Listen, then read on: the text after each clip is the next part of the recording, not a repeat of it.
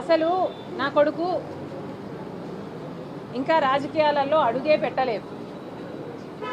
పెట్టకముందే YCP ఇంతలా react అవుతుంది అంటే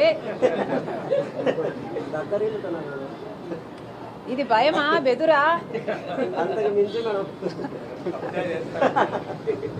వాళ్ళకే తెలియాలి. కానీ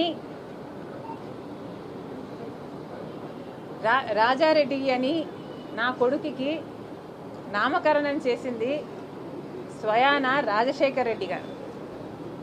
వైసీపీ సైతాన్ సైన్యం ఎంత అరిచి గీ పెట్టినా నా కొడుకు పేరు వైఎస్ రాజారెడ్డే.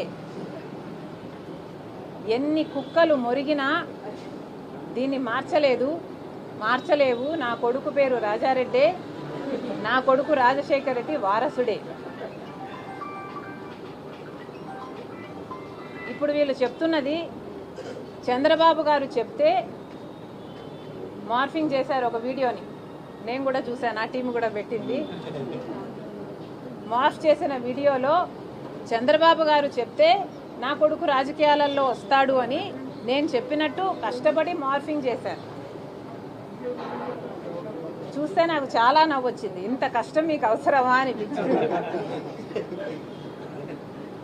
చంద్రబాబు గారు చెప్తే నా కొడుకుని రాజకీయాలలోకి తీసుకొస్తాను అని మీరు చెప్తున్నారే, మరి ఎవరి చెప్తే జగన్మోహన్ రెడ్డి గారు ఉపరాష్ట్రపతి ఎన్నికల్లో ఒక ఆర్ఎస్ఎస్ అభ్యర్థికి మద్దతు ఇచ్చారో వైసీపీ సమాధానం చెప్పాలి. నిస్సిగ్గుగా ఈరోజు మిగతా వాళ్ళ గురించి మాట్లాడుతున్నారు.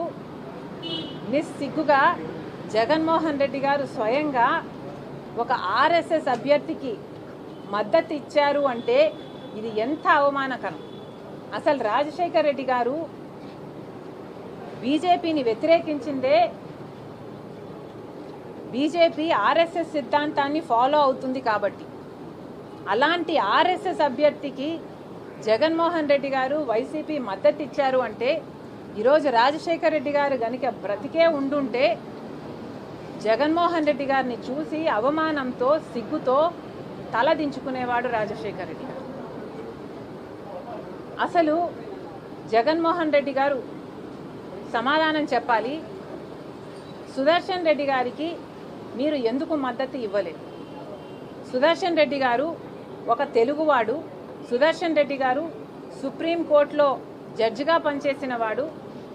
సుదర్శన్ రెడ్డి గారు కాన్స్టిట్యూషన్ తెలిసిన వాడు, కాన్స్టిట్యూషన్ కోసం ప్రాణమైనా పెట్టేవాడు. మరి అలాంటి వాడికి జగన్మోహన్ రెడ్డి గారు ఎందుకు మద్దతు ఇవ్వలేదో సూటిగా సమాధానం ఇంతవరకు చెప్పలేదు.